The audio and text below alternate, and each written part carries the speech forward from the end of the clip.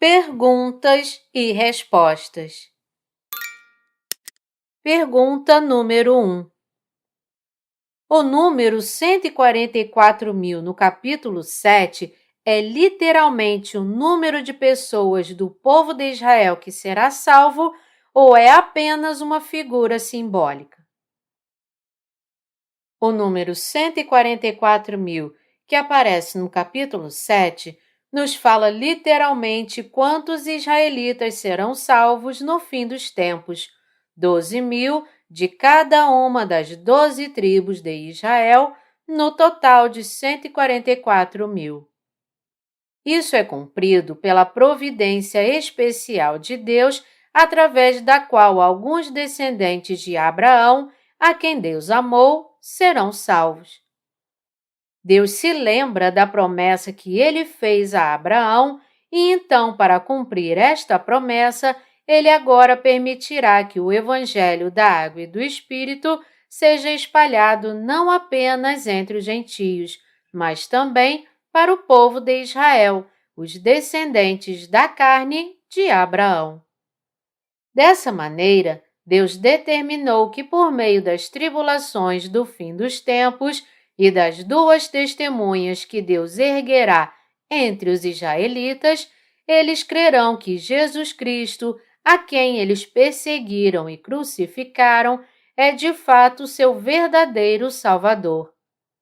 Através de Deus e da fé de Abraão, os israelitas se tornaram os recebedores do amor especial de Deus. Deus decidiu que ele libertaria especialmente 12.000 de cada uma das 12 tribos de Israel dos seus pecados e destruição, e os selou com o selo de Deus por meio do seu anjo. Entre o povo de Israel, portanto, 144.000 receberão a marca que mostra que eles se tornaram o povo de Deus. Este número será dividido igualmente entre as 12 tribos, pois o amor de Deus por eles não é baseado em favoritismo por nenhuma tribo em particular, mas ele reveste a todos na mesma graça de se tornarem o seu povo. Apesar das pessoas deixarem suas próprias emoções encobrirem o seu julgamento, Deus trabalha em todas as coisas com absoluta justiça e equidade. Após selar os 144.000 dos israelitas com o selo da salvação, Deus então trará as grandes pragas a esta terra.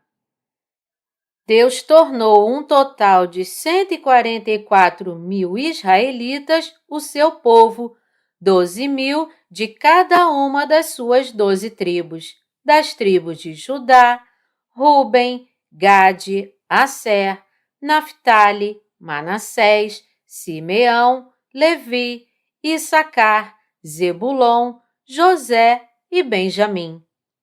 Isso para manter a promessa que Deus fez a Abraão e seus descendentes, que ele se tornaria o seu Deus. Portanto, Deus decidiu salvar 144.000 dos israelitas. O número 14 aqui, como aparece em Mateus 1:17, tem um significado especial para nós, nos dizendo que Deus começará sua nova obra entre os israelitas. Este número contém a vontade de Deus, que ele agora concluirá a história do primeiro mundo nesta terra e permitirá que aqueles israelitas que forem salvos vivam no novo céu e nova terra. Quando nós olhamos para a linha genealógica de Abraão até Jesus Cristo, nós podemos perceber que de Abraão até Davi se passaram 14 gerações, de Davi até o cativeiro na Babilônia se passaram 14 gerações, e do cativeiro na Babilônia até Cristo se passaram outras 14 gerações. Em outras palavras, nós podemos perceber que Deus começa sua obra a cada 14 gerações.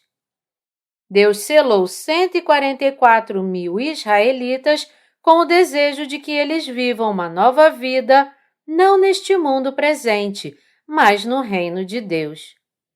Como nós podemos ver, Deus é o fiel que certamente cumpre o que Ele uma vez prometeu e preparou para a humanidade. Pergunta número 2. Quem são as duas testemunhas que aparecem no capítulo 11? As duas testemunhas que aparecem no capítulo 11 são dois servos de Deus a quem Deus levantará especialmente para salvar o povo de Israel no fim dos tempos. Para manter a sua promessa feita a Abraão, Deus fará com que estes dois profetas, que são enviados para libertar os israelitas do pecado, realizem sinais e milagres e fará os israelitas, guiados por eles, retornarem a Jesus Cristo e crerem nele como seu Salvador.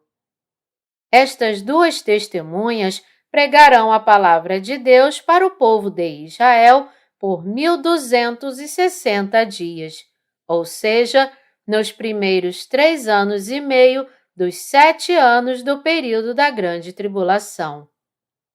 Divulgando o Evangelho da Água e do Espírito entre os israelitas e fazendo-os crer nele por meio das duas testemunhas, Deus dará aos israelitas a mesma salvação que ele deu aos gentios, da mesma forma como estes últimos foram salvos de todos os seus pecados por meio da fé. Apocalipse 11:4 diz: São estas as duas oliveiras e os dois candeeiros que se acham em pé diante do Senhor da terra. Existem muitas interpretações diferentes sobre as duas oliveiras. Algumas pessoas até mesmo dizem que são as duas oliveiras. As duas oliveiras se referem aos ungidos. Na época do Antigo Testamento, as pessoas eram ungidas quando elas eram escolhidas como profetas, reis ou sacerdotes. O Espírito Santo descia sobre elas quando elas eram ungidas. Assim, a oliveira também se refere a Jesus Cristo, que foi concebido pelo Espírito Santo. Romanos 11:17. Contudo, olhando para Apocalipse 11:1, foi-me dado um caniço semelhante a uma vara, e também me foi dito: dispõe-te e mede o santuário de Deus, o seu altar e os que nele adoram.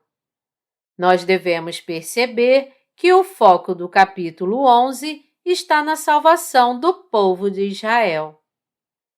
Em outras palavras, a partir desse momento, começará a obra de divulgação do Evangelho da Água e do Espírito para os israelitas, da sua libertação de todos os pecados através da graça da salvação dada por Jesus Cristo e da sua transformação no verdadeiro povo de Deus.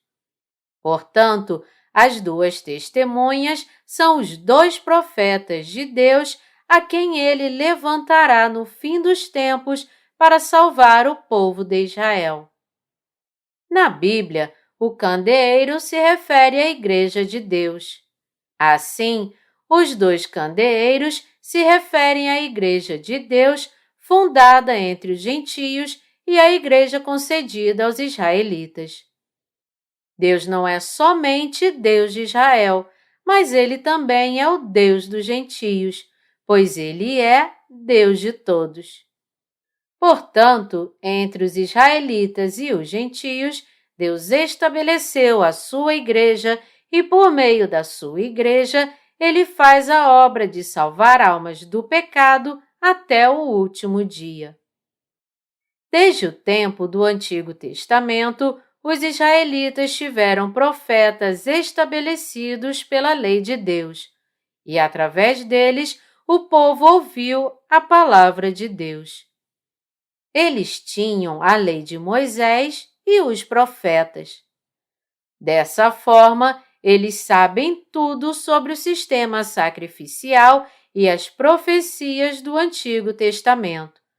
E é por isso que eles precisam de profetas de Deus que sejam escolhidos do seu próprio povo. Eles também creem que eles são o povo escolhido de Deus, portanto, eles não levam muito a sério quando os gentios pregam para eles a palavra de Deus. Portanto, somente quando os profetas que creem no Evangelho da Água e do Espírito e que são escolhidos por Deus surgirem dentre o seu próprio povo, eles aceitarão e crerão em Jesus como o seu Salvador.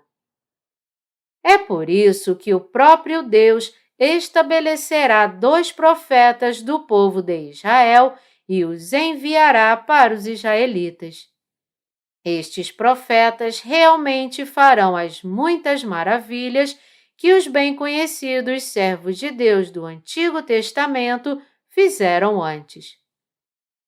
Apocalipse 11, de 5 a 6, nos fala: Se alguém pretende causar-lhes dano, sai fogo da sua boca e devora os inimigos.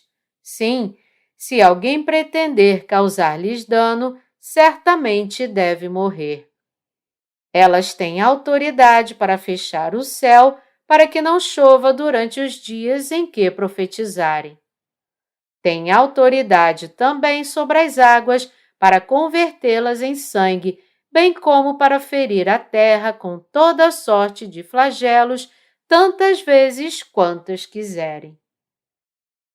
Se estes servos de Deus para o povo de Israel não tivessem poder, os israelitas não se arrependeriam, por isso é que Deus revestirá as 2 testemunhas com o seu poder. Deus dará para as 2 testemunhas o seu poder especial para que elas possam pregar toda a palavra da profecia para os israelitas, testificarem para eles e fazê-los crer que Jesus Cristo é o seu tão esperado Messias. Vendo as maravilhas realizadas pelas 2 testemunhas, os israelitas então ouvirão e retornarão a Jesus Cristo. Quando as 2 testemunhas completarem as suas obras de pregarem o Evangelho para os israelitas, o Anticristo surgirá neste mundo, ficará contra a pregação do Evangelho e fará com que elas sejam martirizadas. Apocalipse 11, 8 fala: E o seu cadáver ficará estirado na praça da grande cidade, que espiritualmente se chama Sodoma e Egito, onde também o seu Senhor foi crucificado.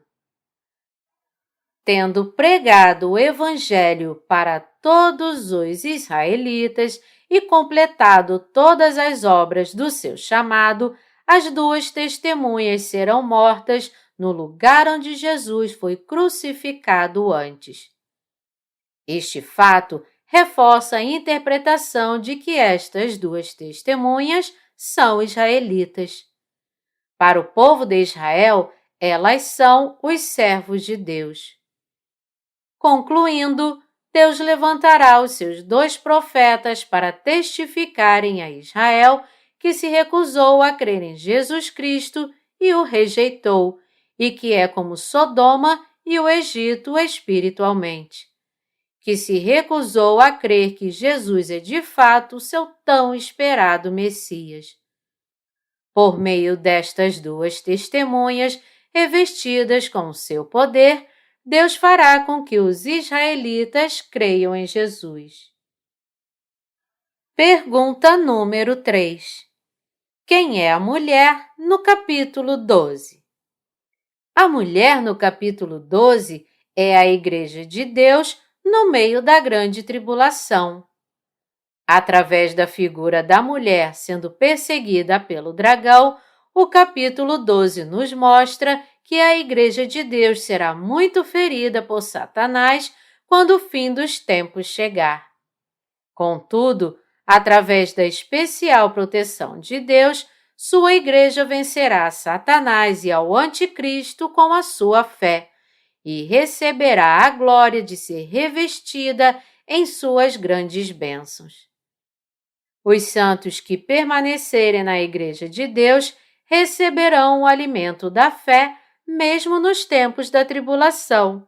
Por isso, eles vencerão o anticristo e triunfarão abraçando o martírio com a fé no Evangelho da Água e do Espírito.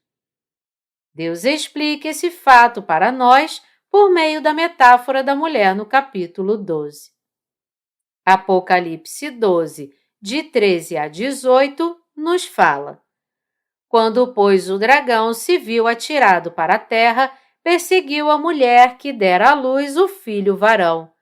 E foram dadas à mulher as 2 asas da grande águia, para que voasse até o deserto, ao seu lugar, aí onde é sustentada durante um tempo, tempos e metade de um tempo, fora da vista da serpente.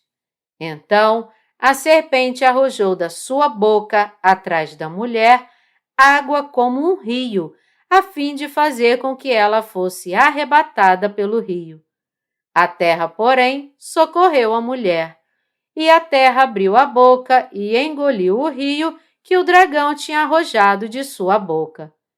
Irou-se o dragão contra a mulher e foi pelejar com os restantes da sua descendência, os que guardam os mandamentos de Deus e têm o testemunho de Jesus, e se pôs em pé sobre a areia do mar.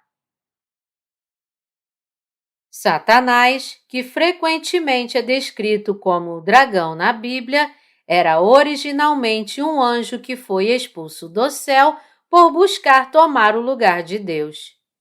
Assim, o diabo, com os outros anjos que o seguiram, foi lançado fora do céu. Sabendo que em breve ele seria lançado no poço do abismo, ele então veio para a terra e perseguiu a Igreja de Deus e seus santos. Apesar de Satanás ter tentado evitar que Jesus Cristo fizesse o que ele veio fazer, ou seja, salvar a humanidade do pecado, Cristo levou os pecados da humanidade sobre si com o seu batismo, derramou seu sangue na cruz, ressurgiu da morte e, portanto, verdadeiramente salvou a humanidade de todos os seus pecados. Assim, Jesus completou a vontade do Pai. Apesar dos esforços de Satanás para interferir na obra de Jesus, que era cumprir a vontade de Deus e salvar a humanidade do pecado, Cristo venceu a perturbação do diabo e cumpriu toda a vontade do Pai. Contudo, enganando muitas pessoas e tornando-as seus aliados, Satanás as colocou contra Jesus Cristo e os seus santos. Sabendo que os seus dias estão contados, ele incita as pessoas desta terra contra Deus e persegue os seus santos. Para assegurar que o mundo seja dominado pelo pecado, Satanás faz com que todos busquem o pecado e endurece os seus corações para permanecerem contra Deus com as suas iniquidades. Satanás ataca incessantemente os santos amados de Deus com o pecado, pois ele sabe muito bem que está correndo contra o tempo. Ele fez todos deste mundo buscarem o pecado e endureceu os seus corações para eles permanecerem contra Deus e seus santos com os seus pecados. Dessa forma, quando o fim dos tempos chegar, os santos devem defender a sua fé e combater e vencer a Satanás. Mas Deus tem uma bênção especial guardada para os seus santos, pois ele ama os santos que permanecem na sua igreja. Esta bênção é que ele alimentará os santos com o alimento da fé na igreja de Deus durante os 3 primeiros anos e meio da tribulação, antes de o Anticristo fazer a sua aparição neste mundo, enganar as pessoas e torná-las os seus servos para permanecerem contra e perseguirem a Deus e seus santos. Por quê? Porque quando o tempo do pecado desordenado vier e o anticristo surgir, os santos devem ser martirizados. Para isso, Deus alimentará os seus santos através da sua igreja e permitirá que eles sejam martirizados devido à sua fé por 3 anos e meio, ou seja, durante um tempo, tempos e metade de um tempo. Apocalipse 12, 14. Pergunta número 4. O que é a Babilônia? A palavra Babilônia é usada na Bíblia para se referir a este mundo que se separou de Deus. No Antigo Testamento, a história da Torre de Babel pode ser encontrada. Quando as pessoas uniram as suas forças para construir a Torre de Babel para alcançar a Deus, Deus evitou que a torre fosse construída, destruiu-a, confundiu as línguas e espalhou essas pessoas. Da mesma forma, este mundo está como nos tempos da Torre de Babel. Os reis da terra fornicaram e viveram em luxúria com as coisas do mundo, e todos os mercadores ignoraram a Deus durante as suas vidas, permanecendo muito ocupados, vendendo e comprando todas as coisas que ele lhes deu. Usando a religião, os falsos profetas viveram as suas vidas enquanto falavam alto, tornando-se mercadores que negociavam as almas das pessoas e acumulavam uma fortuna em posses materiais neste mundo. Eles amaram o mundo, dizendo que nenhum outro mundo construído pela humanidade poderia ser melhor que o atual. Assim, quando o fim dos tempos chegar, este mundo será tão imundo diante de Deus e o pecado estará tão disseminado nele que Deus não terá outra escolha senão destruir o mundo que ele mesmo construiu. Amando muito este mundo, as pessoas o consideram como seu Deus, crendo e seguindo estas coisas. Este mundo se tornou uma estufa de pecados. As pessoas vivendo nesta estufa de pecados se tornaram embriagadas com todos os tipos de pecados e estes pecados resultaram na queda do mundo. A terra enfrentará sua destruição final trazida pelas pragas das 7 taças de Deus. Outra razão pela qual este mundo enfrentará as pragas das 7 taças de Deus é porque o seu povo, como ama o mundo, se tornou servo de Satanás e do Anticristo, e unindo os seus esforços com o Anticristo, matarão os santos nascidos de novo que creem no Evangelho da Água e do Espírito dado pelo Senhor Jesus. Quando o fim dos tempos chegar, as pessoas se renderão ao Anticristo, receberão a marca de Satanás dada por ele e se tornarão servas do mal. As pessoas deste mundo, conspirando com o Anticristo, permanecerão contra Deus e matarão os seus santos. Deus os retribuirá da mesma forma como eles trouxeram a perseguição, o sofrimento, a tribulação e a morte para os santos. Pergunta número 5.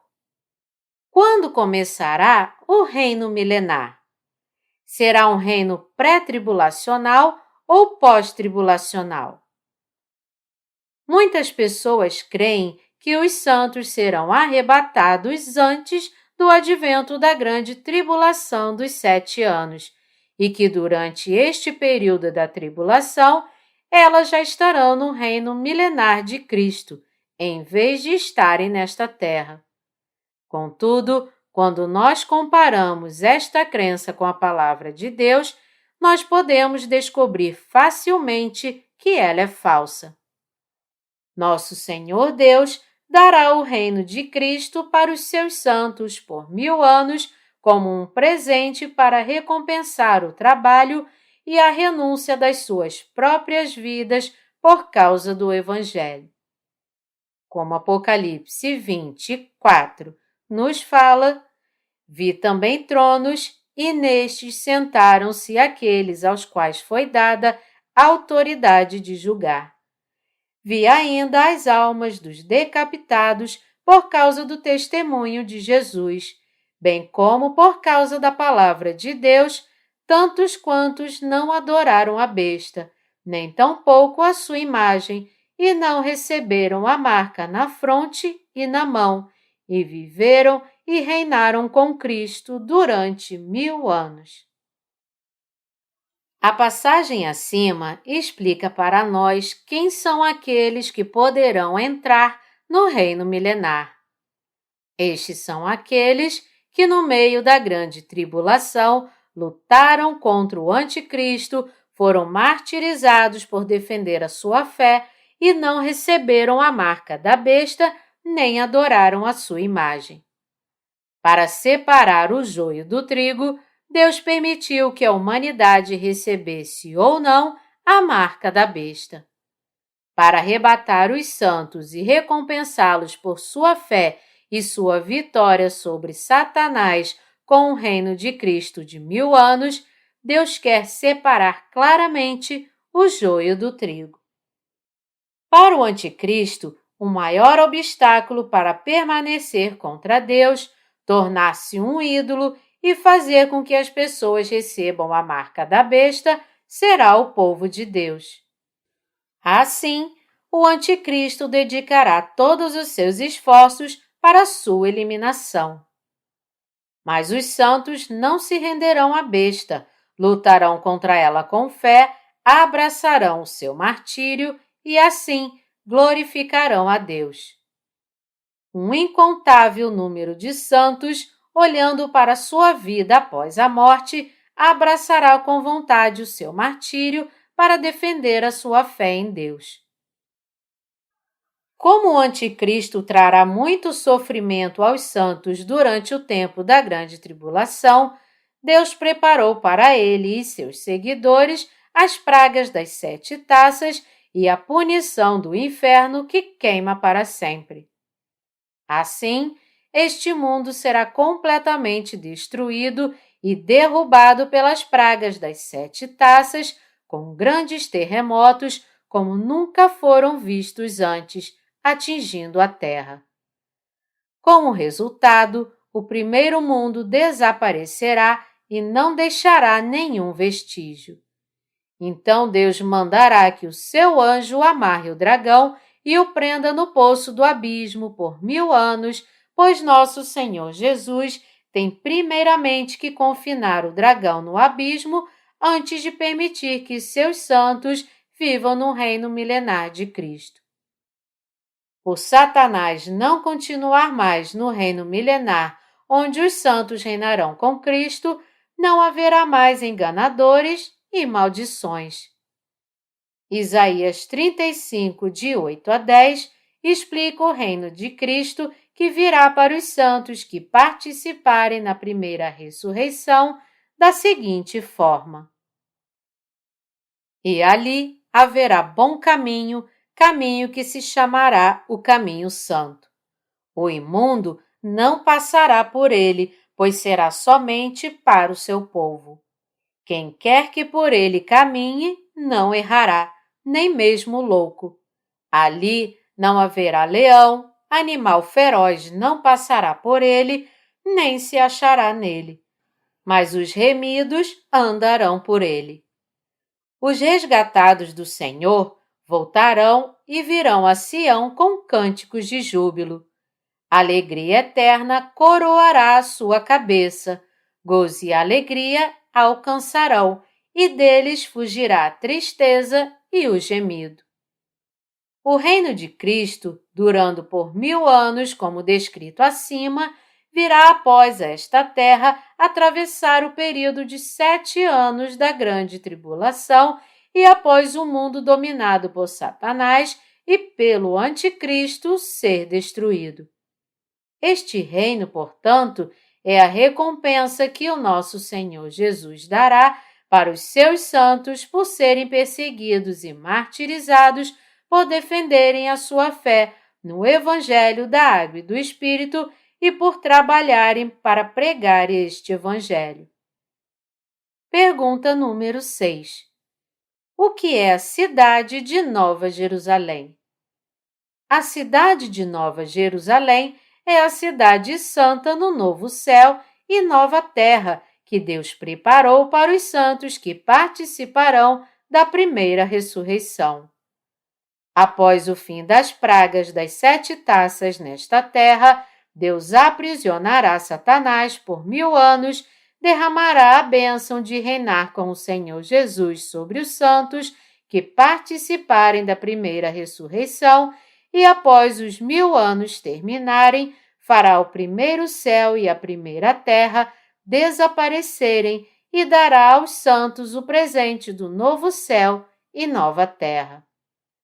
Aqueles que receberão estas bênçãos são os santos que receberam a remissão dos seus pecados pela crença no Santo Evangelho da Água e do Espírito dado por Jesus Cristo.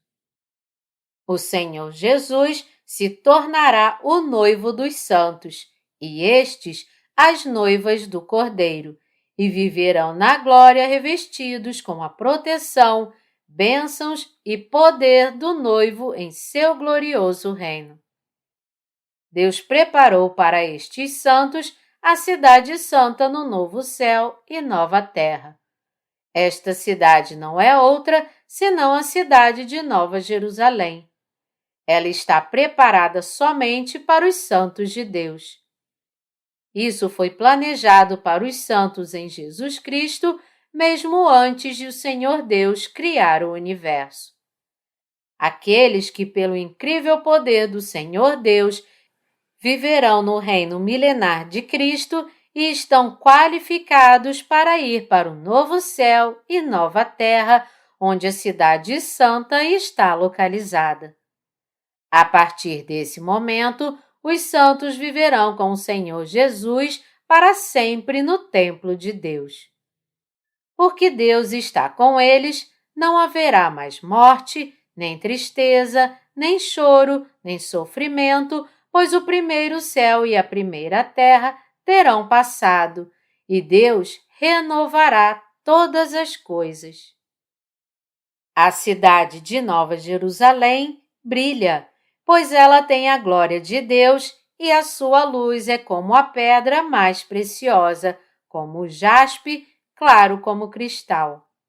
Portanto, a glória de Deus está na cidade e com aqueles que viverem nela. A cidade tem um grande e largo muro com 12 portões, 3 em cada direção. Os portões são guardados por 12 anjos, e os nomes das 12 tribos de Israel estão escritos nos portões. O muro da cidade tem 12 fundamentos e sobre eles estão os nomes dos 12 apóstolos do Cordeiro. A cidade tem o formato de um quadrado gigante, com cada lado medindo 12.000 estádios, o equivalente a cerca de 2.220 quilômetros, ou 1.390 milhas. Seu muro mede 144 cúbitos, aproximadamente 72 metros. Este muro é construído com jaspe e a cidade é de ouro puro, como cristal. Os fundamentos do muro estão adornados com todo tipo de pedras preciosas e os 12 portões da cidade são feitos de pérola. Porque o Senhor Deus e o Cordeiro estão na cidade, não há necessidade de sol ou de lua para brilharem. Também o rio da água da vida flui do trono de Deus e do Cordeiro, regando o reino do céu e renovando todas as coisas. Em ambos os lados do rio está a árvore da vida, que dá 12 frutos e produz os seus frutos todos os meses, e suas folhas são para a cura das nações. Não haverá mais maldições, mas apenas as bênçãos eternas são encontradas lá. O que é a marca da besta? Durante o tempo da tribulação, para trazer todos ao seu controle, o Anticristo forçará todos a receberem a sua marca em sua mão direita ou na fronte. Esta marca é a marca da besta. O Anticristo pedirá que as pessoas recebam a sua marca para que ele possa tornar todos seus servos. Ele agirá com os seus esquemas políticos, usando as vidas das pessoas como instrumentos. Se as pessoas não tiverem a marca mostrando que são da besta, ele não permitirá que elas comprem ou vendam nada. Esta marca é o nome da besta ou o seu número. Quando a besta aparecer neste mundo, o povo será coagido a receber esta marca feita do seu nome ou número. Quando contado, o número da besta na marca é 666. Isso significa que a besta, que é o Anticristo, se proclama Deus. Em outras palavras, isso mostra a arrogância de um ser humano tentando ser Deus.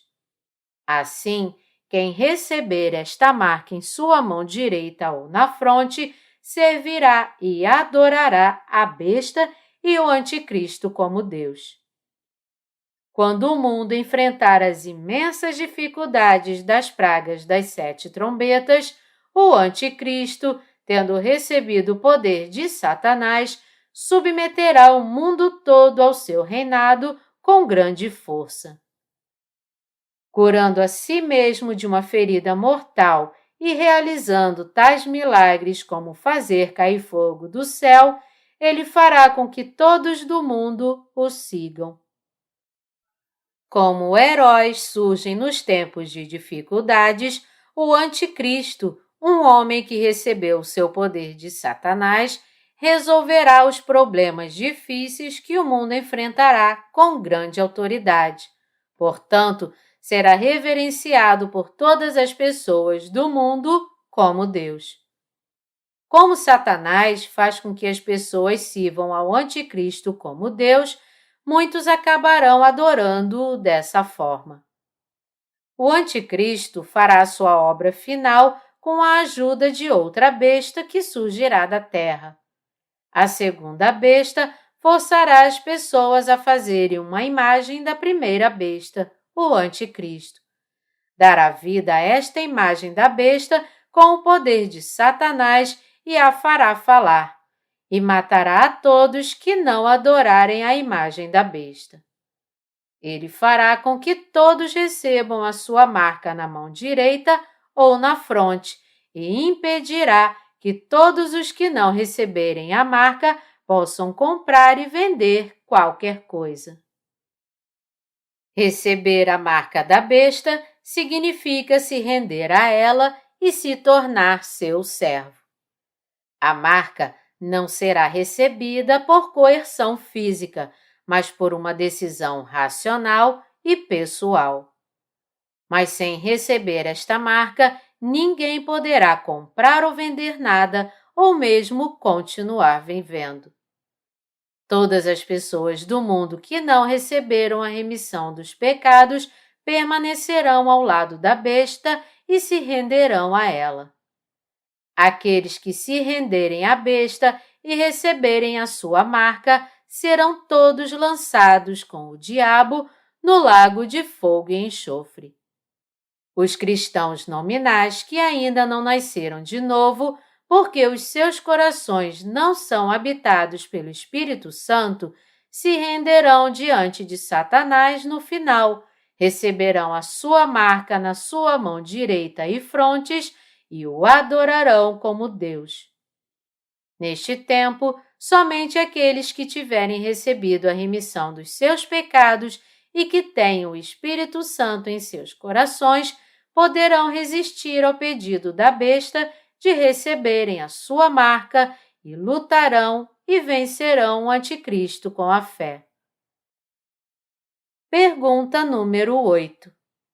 Quem ou que são os 4 seres viventes que permanecem diante do trono de Deus? Apocalipse 4, de 6 a 9, descreve os 4 seres viventes da seguinte forma: há diante do trono um como que mar de vidro, semelhante ao cristal, e também no meio do trono e à volta do trono, 4 seres viventes cheios de olhos por diante e por detrás. O primeiro ser vivente é semelhante a leão, o segundo, semelhante a novilho, o terceiro tem o rosto como de homem, e o quarto ser vivente é semelhante à águia quando está voando. E os 4 seres viventes, tendo cada um deles, respectivamente, 6 asas, estão cheios de olhos ao redor e por dentro.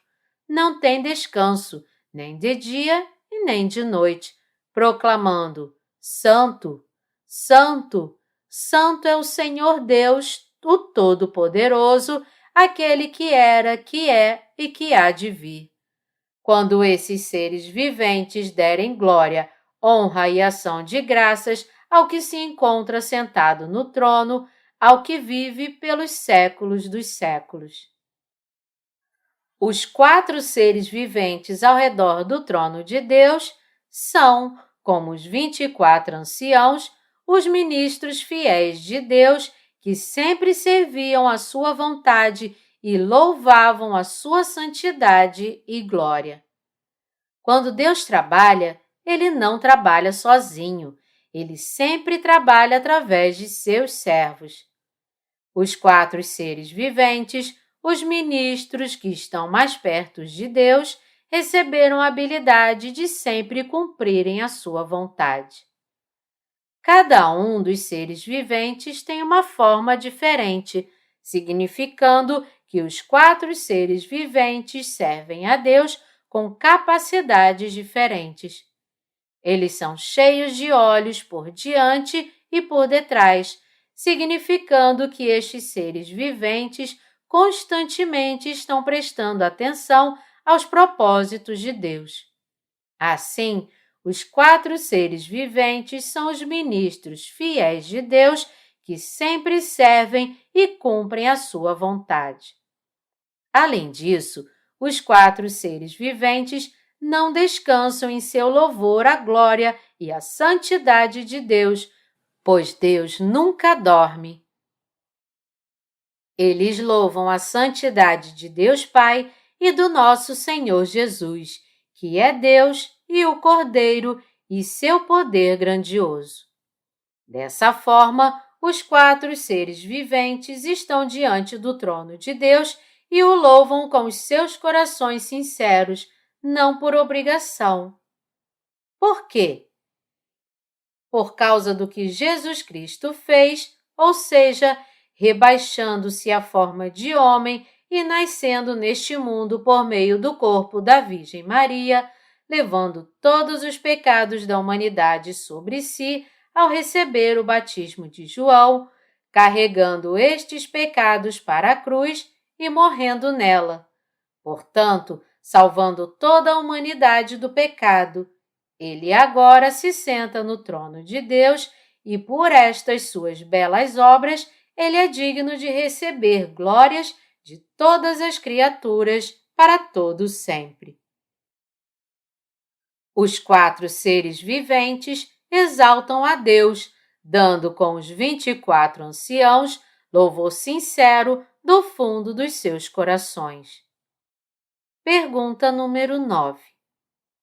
O que está certo, o arrebatamento pré-tribulação ou o arrebatamento pós-tribulação? Os santos ainda estarão nesta terra durante a grande tribulação?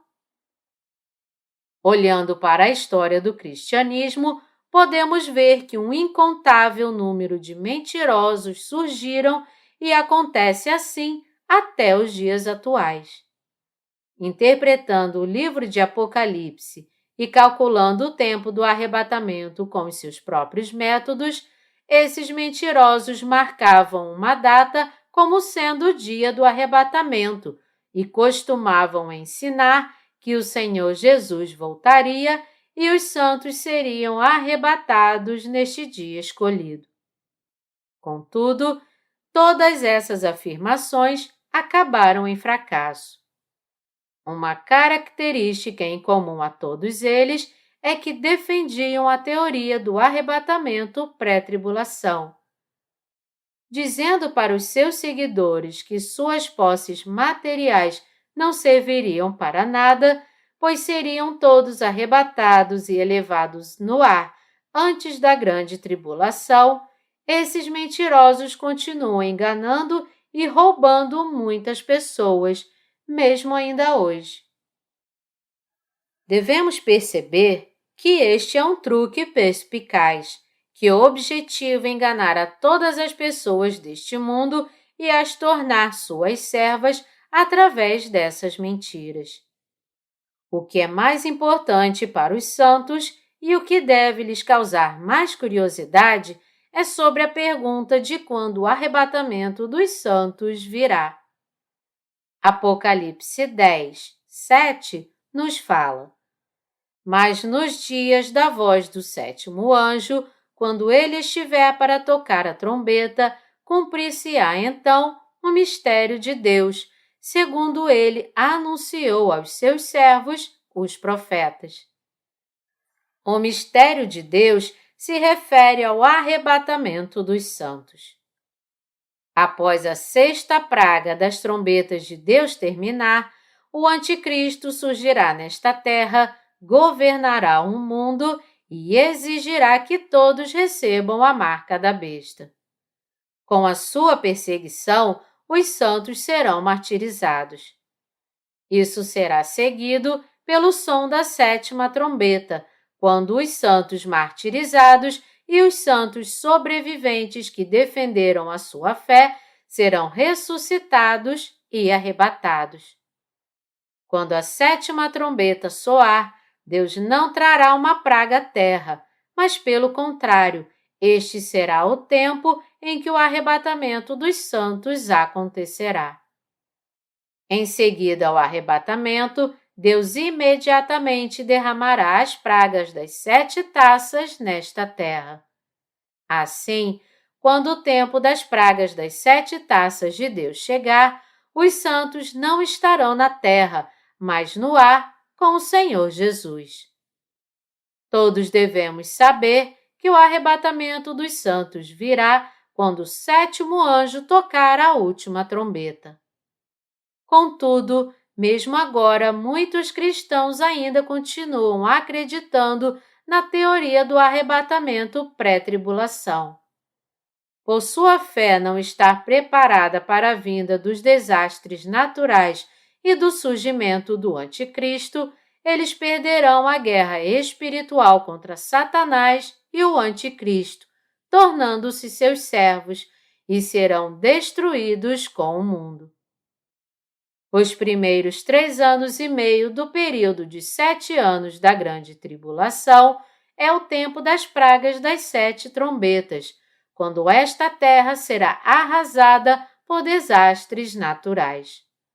1/3 do sol e 1/3 das estrelas serão escurecidos, 1/3 das florestas da terra serão queimadas, 1/3 do mar se tornará em sangue, matando 1/3 de suas formas de vida.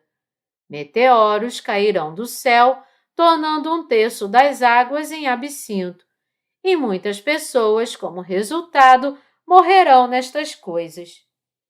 O mundo cairá no caos em razão destas pragas, com nações levantando-se contra nações, estados contra estados e guerras surgindo em todo lugar. Assim, quando o anticristo surgir e resolver estes problemas em tais circunstâncias caóticas, muitas pessoas o seguirão, portanto, trarão as pragas mais terríveis sobre esta terra. Este mundo verá o surgimento de uma organização internacional politicamente integrada, um sistema de gerenciamento que busca os interesses comuns das nações. Este Estado unido internacionalmente cairá nas mãos de Satanás com o surgimento do Anticristo e se tornará um Estado que permanecerá contra Deus e seus santos. O governante deste Estado unido internacionalmente controlará e reinará em todas as nações e trabalhará como o Anticristo. Ele, que atua com o poder de Satanás, é o inimigo de Deus e um servo do diabo. O Anticristo agora revela sua verdadeira face, proibindo que as pessoas creiam no verdadeiro Deus e as forçando a o adorarem e não a Deus. Para isso, ele realizará muitos sinais diante deles, resolverá o estado caótico e intratável do mundo com o poder de Satanás e, dessa forma, conquistará o coração de todos. No fim, ele fará ídolos à sua imagem e exigirá que as pessoas o adorem como Deus.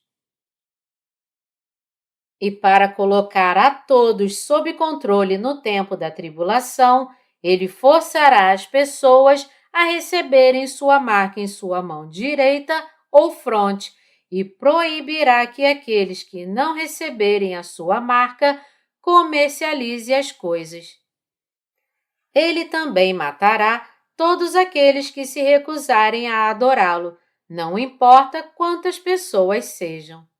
Assim, todos cujos nomes não estiverem escritos no livro da vida acabarão recebendo a marca e adorando a besta. Contudo, os santos não se renderão ao Anticristo e nem receberão a sua marca. Porque o Espírito Santo habita em seus corações, ninguém, senão o Deus Todo-Poderoso, poderá ser o alvo de sua adoração. Os santos recusar-se-ão a adorar a Satanás e ao Anticristo e a se tornarem seus servos. Em vez disso, serão martirizados devido à sua fé e os vencerão. Como o Apocalipse 13:10 nos fala, se alguém leva para cativeiro vai. Se alguém matar a espada, necessário é que seja morto a espada.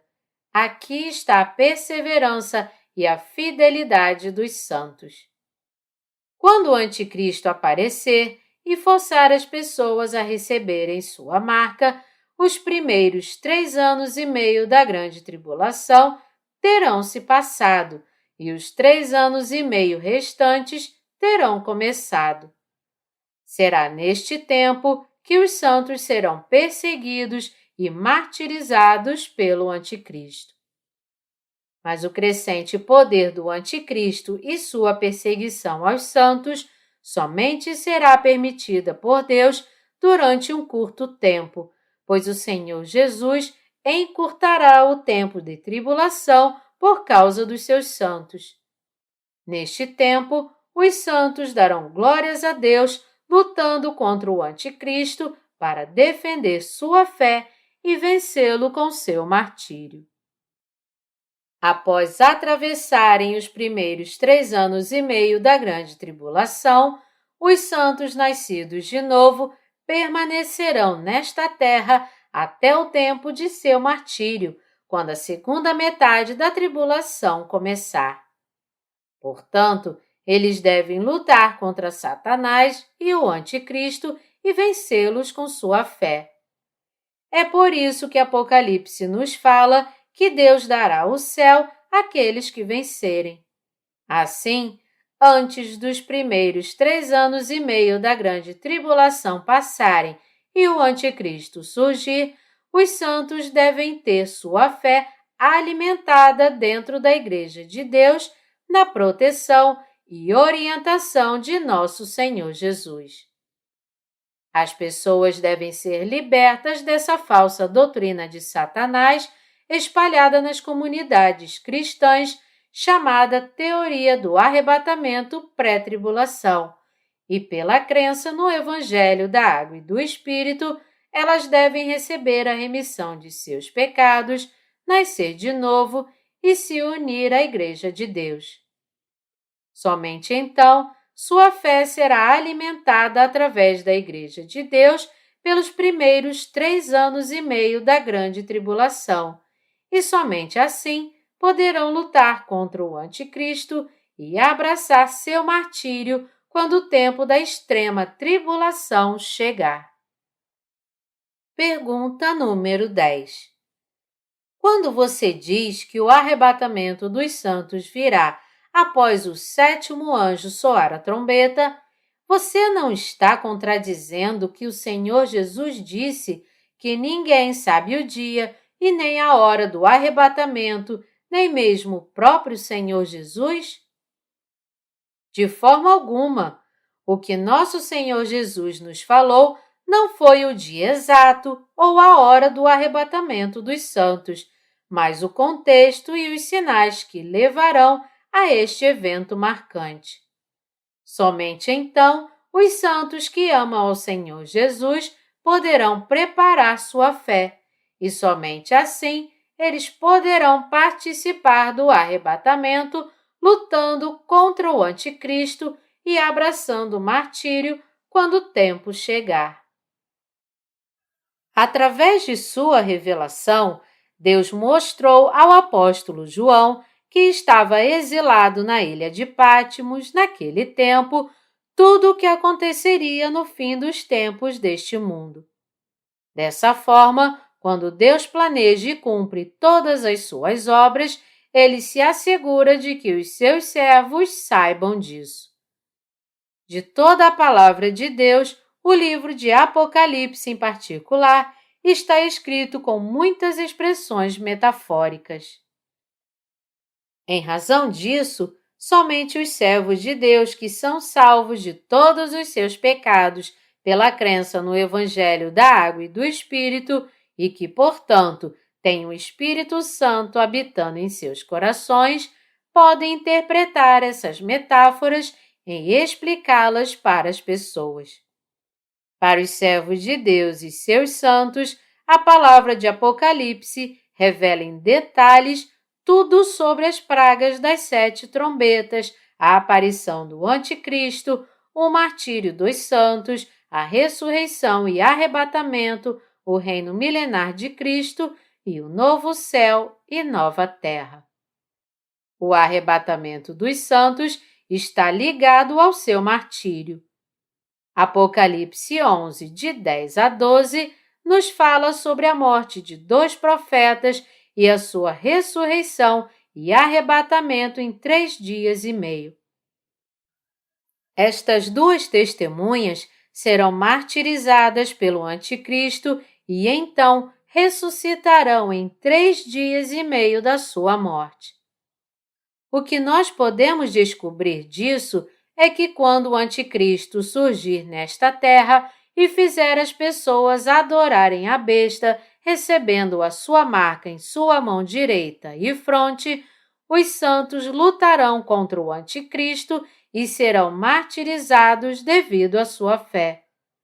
Mas com o retorno do Senhor Jesus, que virá em seguida, eles também participarão da primeira ressurreição e serão arrebatados.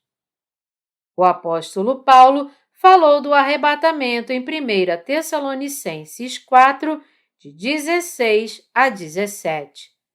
Porquanto o Senhor mesmo, dada a sua palavra de ordem, ouvida a voz do arcanjo e ressoada a trombeta de Deus, descerá dos céus, e os mortos em Cristo ressuscitarão primeiro. Depois, nós, os vivos, os que ficarmos, seremos arrebatados juntamente com eles, entre nuvens, para o encontro do Senhor nos ares, e assim estaremos para sempre com o Senhor.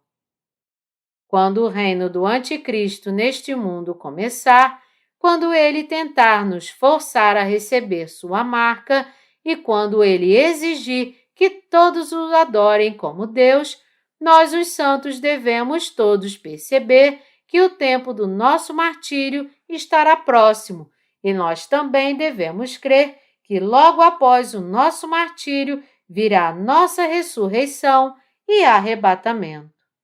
Nós não sabemos exatamente em que dia ou mês isso acontecerá. Mas o que está claro para nós é que o arrebatamento dos santos acontecerá quando o sétimo anjo tocar sua trombeta. Todos os santos devem estar preparados para receber o dia do Senhor pela crença nesta verdade. Pergunta número 11. Você diz que Jesus voltará para arrebatar os seus santos e que ele descerá nesta terra para lutar na guerra do Armagedom também. Então, você está dizendo que o Senhor Jesus descerá a esta terra 2 vezes? Qual é a diferença entre essas 2 descidas? A descida do Senhor Jesus Cristo desde o céu até o ar para arrebatar os santos e o seu retorno à terra para julgar o diabo através da guerra do Armagedom são 2 coisas diferentes.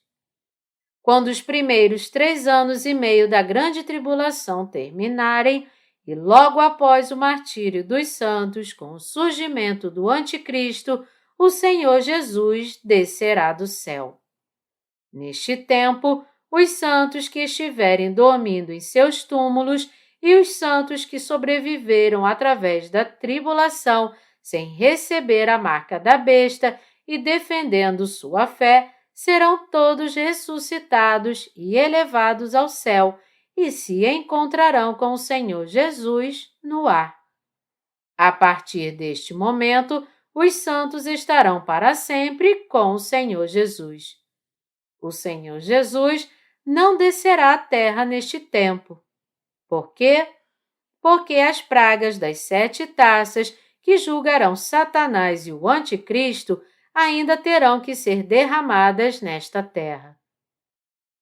Em 1 Tessalonicenses 4,17, o apóstolo Paulo nos fala: Depois, nós, os vivos, os que ficarmos, seremos arrebatados juntamente com eles, entre nuvens, para o encontro do Senhor nos ares, e assim estaremos para sempre com o Senhor. Os santos que lutarem contra o Anticristo e forem martirizados para defender sua fé, participarão da primeira ressurreição, encontrarão o Senhor Jesus no ar, não na terra, e entrarão na ceia das bodas do Cordeiro com Jesus Cristo, que se tornou o seu noivo. Depois disso, Deus mandará os seus anjos derramarem as pragas das 7 taças cheias da ira de Deus, as quais ele guardou com paciência desde a criação sobre o Anticristo, seus seguidores e todos os pecadores deste mundo que ainda estiverem na terra. O mundo enfrentará pragas de proporções imensas, como nunca foram vistas antes. Os santos que encontrarão o Senhor Jesus no ar o louvarão pelas pragas das 7 taças que serão derramadas na terra. Tendo participado da ressurreição e do arrebatamento através do Senhor Jesus, eles permanecerão no mar de vidro mesclado de fogo para louvar o justo julgamento que Deus trará a esta terra. Portanto, os santos que forem martirizados e participarem da ressurreição e do arrebatamento através do poder do Senhor Jesus, poderão louvar a Ele incessantemente pela salvação que Ele lhes deu e por seu julgamento do Anticristo e de seus servos trazido pelo seu poder onisciente e onipotente. Quando os anjos que seguram as 7 taças derramarem cada uma delas, todos neste mundo sofrerão muito a praga das úlceras malignas e perniciosas, a praga do mar se tornando em sangue, a praga da água se tornando em sangue, a praga de serem queimados pelo calor do sol e a praga da escuridão e da dor. Quando o sexto anjo derramar a sua taça no grande rio Eufrates, sua água secará, preparando o caminho para os reis do leste. Uma grande fome atingirá o mundo inteiro por meio desta praga, trazendo um grande sofrimento para a humanidade. E os demônios estarão descontrolados, incitando o coração das pessoas por meio do anticristo e do falso profeta. Então, os espíritos dos demônios incitarão os reis da terra para a guerra e os reunirão em um lugar chamado Armagedon para a batalha contra o Deus Todo-Poderoso. Será aqui que haverá a última guerra entre Satanás e Deus. Mas por ser Jesus o Deus Todo-Poderoso, ele descerá do ar montado em um cavalo branco com seu exército, vencerá Satanás e lançará a besta no lago de fogo e enxofre. Apocalipse 19, de 11 a 21. Por ter Jesus Cristo o poder absoluto como Senhor da segunda vinda, ele aparecerá nesta terra para julgar o mundo e destruir a besta. Assim, nós devemos saber que quando Jesus Cristo descer do céu no tempo do arrebatamento dos santos, ele não descerá até a terra, mas ficará no ar e elevará os seus santos até este lugar, permitindo que eles o encontrem no ar e entrem na ceia das bodas do céu. Quando o Senhor Jesus voltar a esta terra, ele fará isso para vencer Satanás e seu exército, que luta contra ele e sua palavra de poder na batalha do Armagedon, para lançar o diabo no lago de fogo e enxofre e para matar todos os seus seguidores remanescentes. Esta é a segunda vinda do Senhor Jesus. Nós precisamos do conhecimento correto e da fé que pode diferenciar a descida do Senhor Jesus no ar e a sua segunda vinda à Terra. Mas muitas pessoas pensam que o Senhor Jesus descerá até a Terra quando o arrebatamento acontecer. Esse entendimento está incorreto. Quando o arrebatamento acontecer, o Senhor Jesus não virá até a terra, mas ficará no ar. Em outras palavras, ele elevará e receberá os seus santos no ar.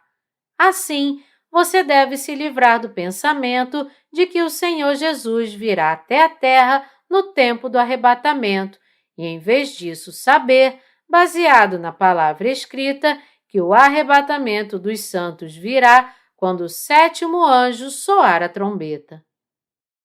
Pergunta número 12.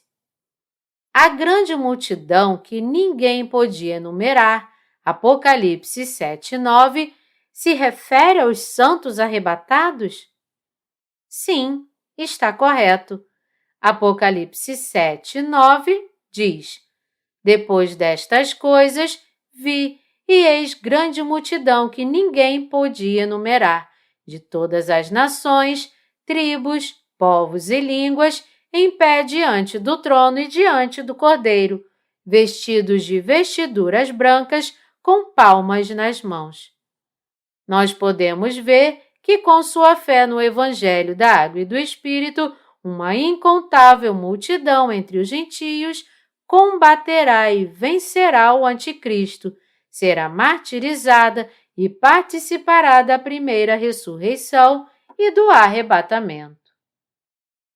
Apesar do fato de que nesses últimos dias o Anticristo agirá com fúria assassina impunemente, nós também podemos reconhecer que, ao mesmo tempo, surgirão ainda mais pessoas que crerão no Evangelho da Água e do Espírito dado por Deus. Assim, uma grande multidão surgirá também entre os gentios, uma multidão tão grande que não se poderá contar, que será salva do pecado pela crença no Evangelho da Água e do Espírito e abraçará seu martírio com a fé. Apocalipse 7:14 diz: Respondi-lhe: Meu Senhor, tu o sabes.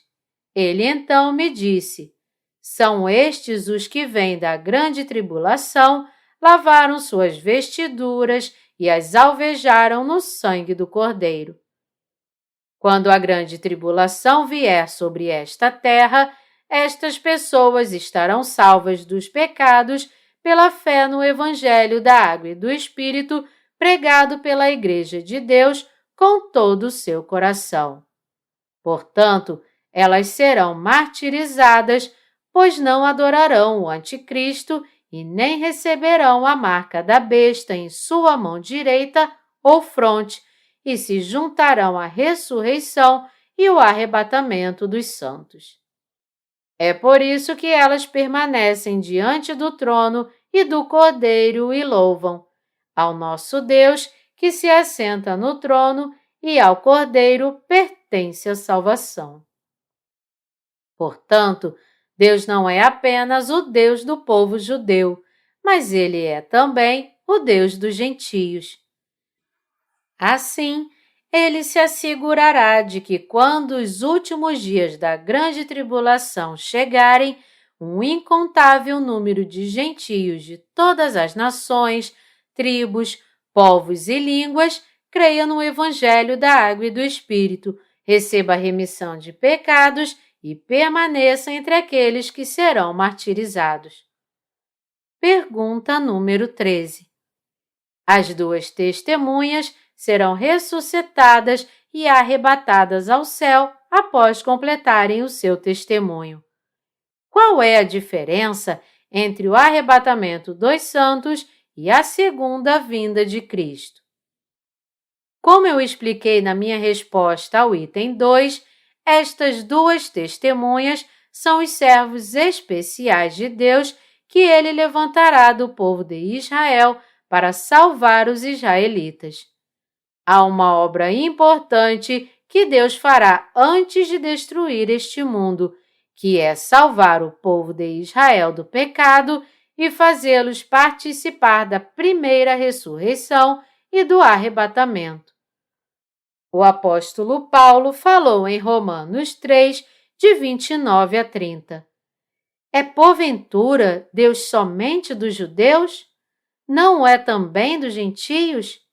Sim, também dos gentios, visto que Deus é um só, o qual justificará por fé o circunciso e, mediante a fé, o incircunciso.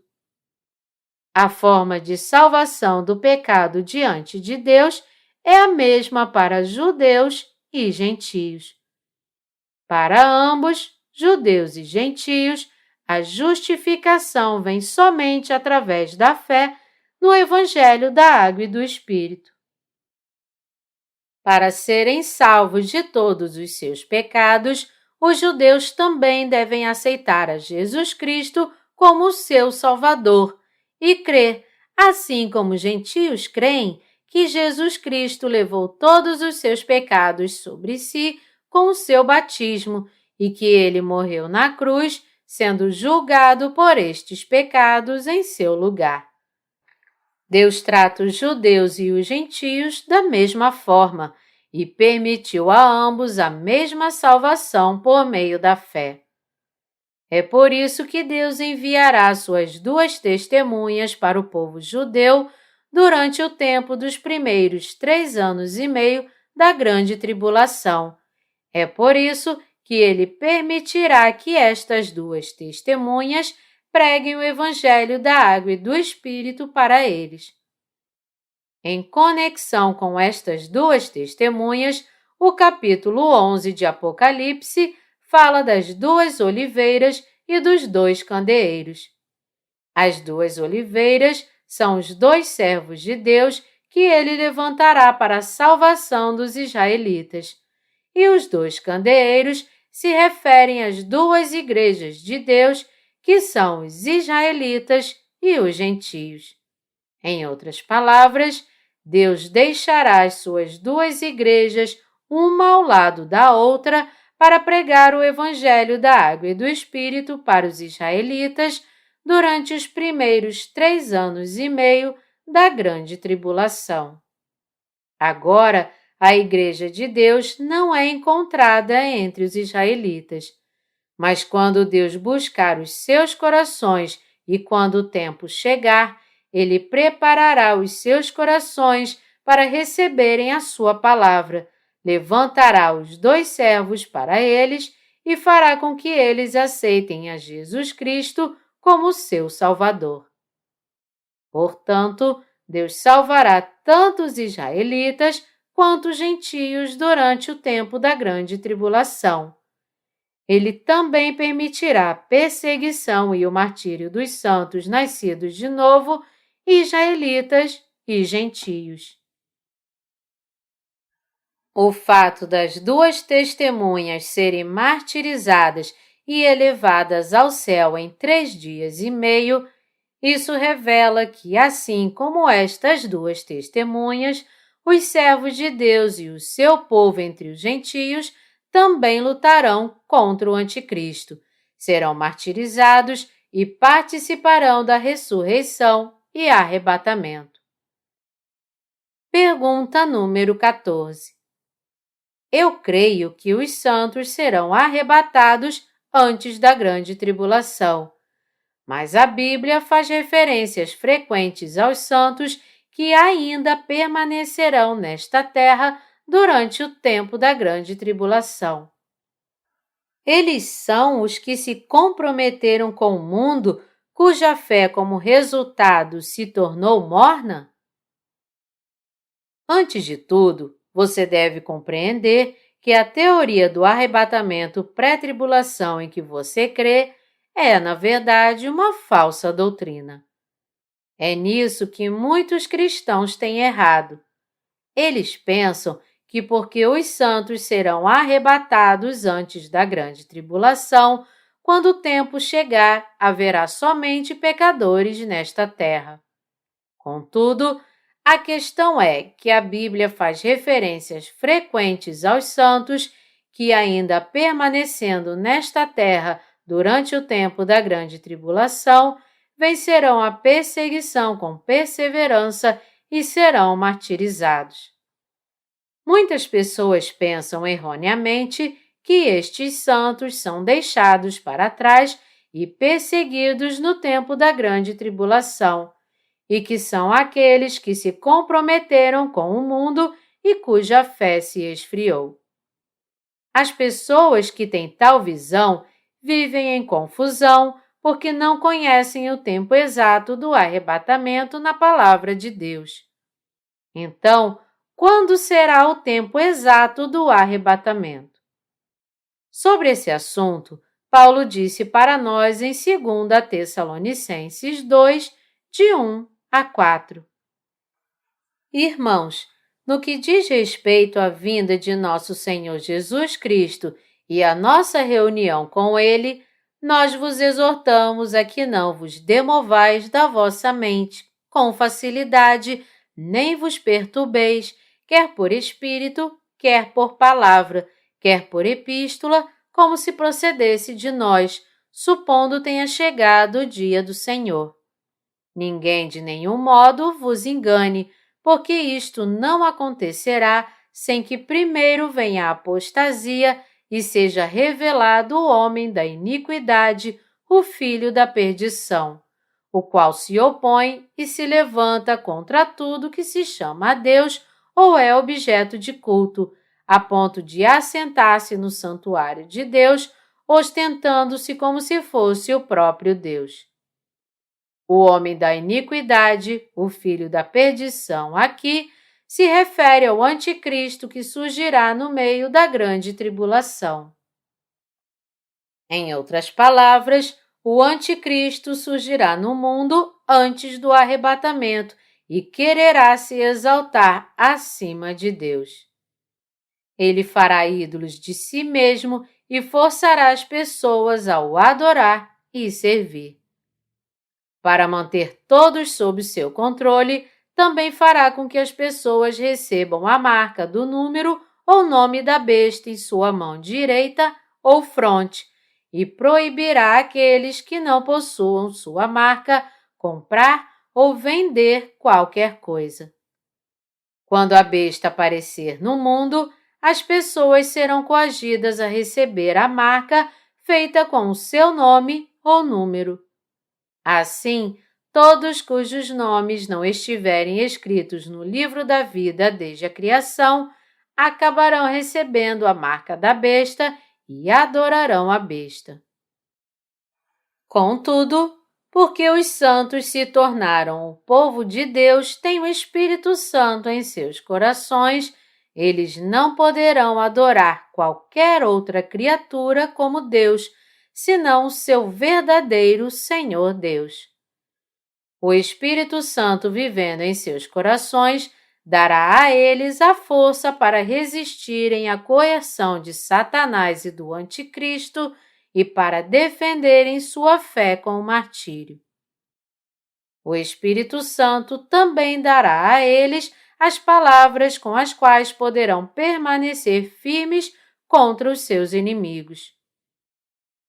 Apocalipse 17, de 12 a 13, nos diz: Os 10 chifres que viste são 10 reis, os quais ainda não receberam reino, mas recebem autoridade como reis, como a besta durante 1 hora.